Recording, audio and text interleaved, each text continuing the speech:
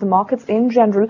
Ralph Horne is with us. Ralph, you've got these big plans on acquisitions in India, about a $50 million fund set aside. What kind of things are you eyeing within the Indian market?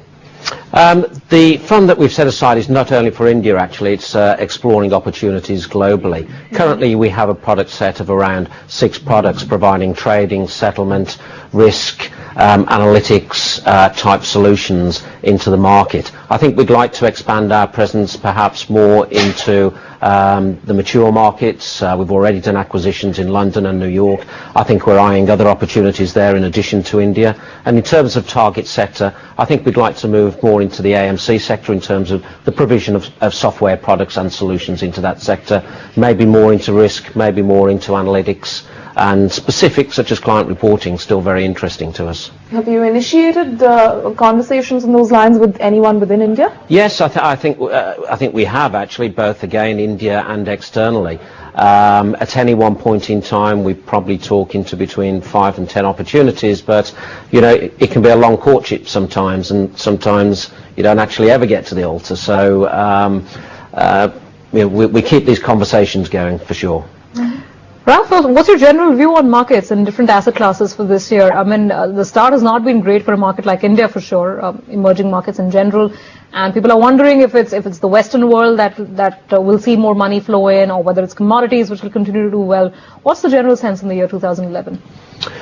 Well, India specifically, I mean, I think the outlook is still very, very good for India. Longer term, I think we are seeing perhaps a short-term correction. As I say, I think as long as the government can keep inflation, and particularly food inflation, under control, then the opportunities are good. The growth in the economy will help that. Mm-hmm. You know, but here's the thing, and this is the point that we've been discussing with a lot of our international guests in particular. Food inflation has been a phenomena that has been prevalent in India for at least a year, if not longer. But it's suddenly now that the Western world seems to have sort of recognized it, or is acknowledging it and talking of it as a big concern. So what has changed over the last couple of months? Do you know, I really don't know. I really don't know the answer to that one.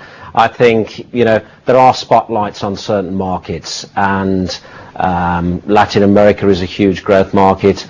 And of course, you know, outside of India, the story of India and of China, in fact, and the sort of 8 to 10% growth rates that these businesses that these countries are living with, I think, you know, outside of India and China, these economies are becoming more and more dependent on exporting goods into India, and so probably are starting to understand more about the implications of that.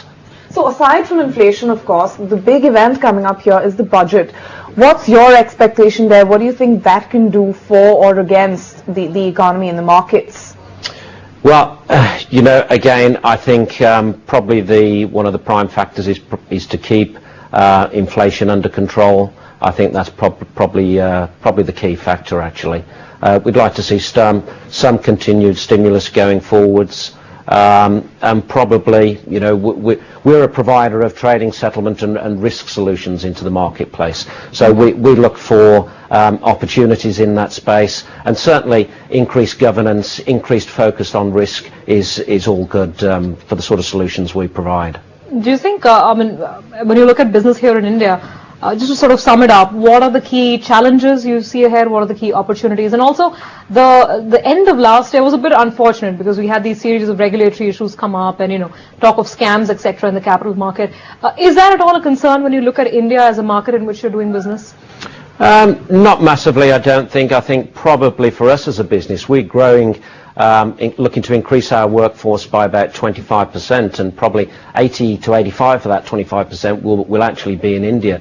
Probably the biggest issues we come across are the ability to quickly recruit the sort of qualified people with a level of skill and experience that we need, and then to retain those people. Mm-hmm. And also, sorry, you know, to contain the